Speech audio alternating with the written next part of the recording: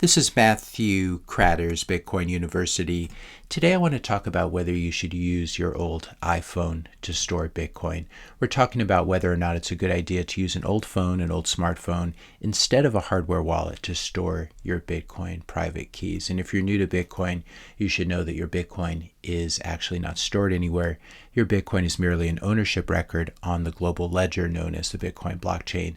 And instead, it's your Bitcoin private keys that are the really important part. These are what makes it really your Bitcoin, because your private keys allow you to unlock and send your Bitcoin anywhere you choose. And if you lose your private keys, you can no longer move or send or spend your Bitcoin. So your Bitcoin is essentially gone or lost, even if it's still viewable on the blockchain. Now, there are two main ways of storing private keys. You can store them in a hot wallet, which is one that can connect to the internet, or you can store them in a cold wallet, which is one that cannot connect to the internet. This is also known as cold storage.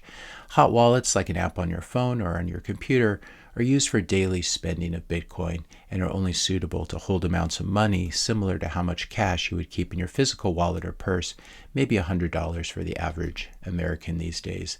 Cold wallets are the best solution for larger amounts of Bitcoin that you want to keep safe, retirement savings, life savings. When you become serious about your Bitcoin, you want to use a cold wallet, you want to use a hardware wallet, which would become the generally accepted best way to keep your Bitcoin in cold storage. And this is because hardware wallets allow you to safely generate your private keys offline and also to sign Bitcoin transactions without even briefly exposing your private keys to the internet in a way that hot wallets can in that brief moment when they're signing a transaction. By contrast, hot wallets can be more easily reached by hackers or by malware on your phone or computer, since they do connect to the internet. If you don't know what hardware wallets look like, this is my favorite, the Coldcard Q, Coldcard MK, and the Blockstream Jade. And these are dedicated devices for storing your Bitcoin private keys. Now, there's a lot of online advice that I think is very bad advice about using a smartphone, an old iPhone, for example, to store your Bitcoin in cold storage, or your Bitcoin private keys in cold storage. Here's a tweet: when you realize that the Blue Wallet, which is an app that's available on Android or iPhone, when you realize Blue Wallet can be used as a Bitcoin cold wallet on an old cell phone in airplane mode, and you don't need to buy a hardware wallet because you already have one. And then if we scroll down, there's a suggestion how to do this. You install Blue Wallet on your phone. You generate a seed offline by rolling dice, and you better make sure that you roll the dice enough times, and you also better make sure that they're casino grade, they're perfectly balanced. Put your phone into airplane mode, restore the seed, you put those 12 words into Blue Wallet, generate an XPub, a public key, copy to another application using notes. There's that copy paste function, which you have to wonder where that information is being stored. Remove the wallet, in other words, delete the app to make sure your seed is erased. And then the second set of steps, turn airplane mode off, install wallet again, install Blue Wallet again as an app on your phone, restore cold wallet from XPub generated in step 5, send small amounts to the address generated from the wallet, make sure it's received, send full amount to another address generated from the wallet. So why might someone use their old smartphone in airplane mode as a cold storage device instead of using a hardware wallet instead? Mainly because it's cheap, it's convenient, and your smartphone is a device that you at least think you already understand well. You're very familiar with using it because you probably pick it up 100 different times a day. Now, why is this a bad idea to use an old phone as a hardware wallet?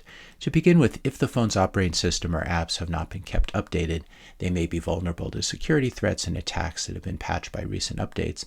And the whole reason you don't do these updates is because you want to keep your phone offline. So this is sort of a catch-22. If you're finding this video helpful so far, please help to support this channel's mission. Hit that subscribe button. That helps the most with the YouTube algorithm. Leave a like, leave a comment, question, suggestion for a future video. Share this video with a friend or family member. You can also leave a tip or super thanks by clicking this thanks button, and you can also click the join button after you click the subscribe button. This will give you access to some special channel emojis, as well as a couple extra videos every month. It gets worse. An old smartphone in airplane mode that looks like it's not connected to the internet still has the potential, of course, to connect to the internet sometime in the future, or if it connects to Wi-Fi or if someone accidentally switches off airplane mode while you still have your wallet stored on there. This means that your cold wallet could turn into a hot wallet if you or someone else makes a single mistake. Now here's another problem. Even if your Wi-Fi is turned off and you're in airplane mode on your phone, you have no way of knowing whether or not there's a backdoor way that the phone is communicating with satellites, cell phone towers, or other communication networks. Even in airplane mode, your phone is still communicating with GPS satellites. If you've ever done a map journey using Google Maps or something like that, and then you turn off, you go into airplane mode, your map will continue to work because it's communicating with GPS satellites. Now, what if you turn off GPS on your phone? How lucky are you feeling today? Are you certain that it's not connecting to anything then? Are you certain that it's not running, for example, the Pegasus spyware? Are you certain that there are no backdoors that the CIA or NSA have forced Apple to put into your phone? You better be certain because your life savings may be depending on it. By contrast, a hardware wallet is a stripped-down hardware device that uses the bare minimum amount of hardware and software to get the job done. It's intentionally designed to do very few things. Unlike a smartphone, which is designed to do many, many things, a hardware wallet is intentionally designed to do very few things in order to limit its attack surface. By contrast, your smartphone probably has many chips, including a system on chip, this is the main processor chip, an application processor, which handles the running of apps, a memory controller hub, which manages the memory, and a modem chip responsible for Wi-Fi communication, such as connecting either to cell phone, cellular networks, or Wi-Fi. And who knows what else there is in terms of hardware, firmware, software that comes with the phone. Now add in the many apps that you probably installed on your phone at one time or another. Are you certain that Apple or Google did a full security audit of them, including how they interact with other programs running on your phone? When you deleted those old apps, are you sure that all parts of them are gone? Or do they leave a special package that will get sent out the moment that the device connects to a network? Are you certain that your phone is running zero malware? Here's a contemporary example that just came across Twitter and is a great example of how vulnerable phones can be. Your seed phrase is at risk. A North Korean hacker group has developed a new method to drain your wallet. My brother Phil, victim. On September 4th, my brother had $25,000 of assets drained from his Ledger wallet. I was perplexed after checking his transaction history. I found no interaction with a drainer, a malicious smart contract, or anything suspicious. He's obviously using shitcoins here and maybe some Bitcoin too. If I found nothing on chain, that meant his seed phrase had been physically discovered. Now, he only had 2 copies of his seed phrase, one on paper stored in a locked safe. Presumably that hadn't been tampered with. The other was a photo of that paper stored in a secure folder on his phone. After running a full diagnostic on his phone, I discovered the presence of malware called SpyAgent. This malware was hidden in a TV streaming app and had a very unique way of operating. It scanned all the data on the phone, searching for patterns resembling a seed phrase. What's astonishing is that this malware could even recognize a seed phrase from a photo, even though it wasn't in text form. Upon further investigation, I found that the cybersecurity company McAfee had already identified this malware. They compiled a list of 280 fake apps running the malware. However, they estimate that only 10% of the apps have been identified, meaning many others are still in circulation. The conclusion: never store your seed phrase on any electronic device, even if it's stored offline. Whether it's a PC or a phone, there are now highly sophisticated hacks capable of detecting seed phrase patterns, even from a photo. General purpose hardware like phones and computers should never be used to store large amounts of Bitcoin, whatever large amounts means to you, unless you're just running Sparrow or Nunchuck on them, which are these coordination softwares that allow your Bitcoin hardware wallet to communicate through a node to the Bitcoin network. Unless you're just running Sparrow or Nunchuck on them as a coordinator while keeping your private keys safe inside a cold card or Jade hardware wallet that is then used to sign transactions offline without leaking your keys to malware or the internet. What happens is when you're setting up a Bitcoin transaction, which Sparrow or Nunchuck can help you do, that unsigned Bitcoin transaction is passed into your hardware wallet, preferably using micro SD cards or QR codes, preferably avoiding the USB port. That Bitcoin transaction is passed into your hardware wallet, then it's signed by the hardware wallet and then passed back out to be broadcast to the Bitcoin network. And during the whole process, your private keys are kept safely offline. Your private keys are generated offline inside the hardware wallet and should be kept offline as long as you're still using that wallet to store large amounts of Bitcoin.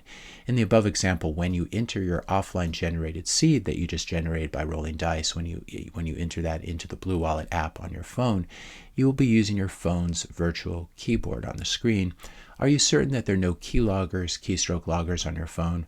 What about Apple's typing, autocomplete, predictive text, QuickType functions? QuickType uses machine learning to try to ascertain which words you type most frequently so that it can make suggestions and do autocorrect. QuickType will presumably learn your 12 or 24 words, since that's the main thing that you're now typing into that old phone whenever you enter it into the Blue Wallet app or whatever app you're using. What does that do with the data? What does QuickType do with this data? Is any of it sent back to Apple servers, whether encrypted or not? Is it stored inside your phone so that your 12 words will be suggested by autocomplete even if your wallet app has been deleted? How about the software or hardware that runs iPhone touchscreens and converts presumably electrostatic charge from your fingers to some kind of digital signal that the phone can use? How does that work?